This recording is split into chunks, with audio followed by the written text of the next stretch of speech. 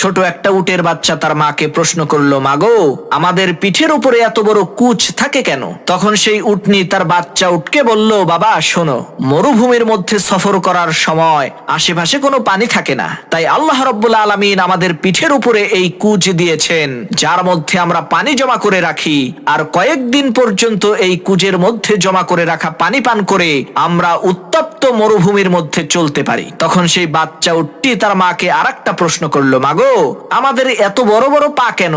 তখন সেই মা উটনিটি বলল, বাবা, আমাদেরকে মরুভূমির মধ্যে অনেক দূরে দূরে সফর করতে হয়, তাই আল্লাহ রাব্বুল আলামিন আমাদেরকে বড় বড় পা দিয়েছেন, যাতে আমরা খুব দ্রুতই রাস্তা অতিক্রম করতে পারি। তখন বাচ্চা উটটি বলল, মা, বুঝতে পেরেছি, এখন বলো আমাদের চোখের সামনে এত বড় বড় পাপড়ি কেন?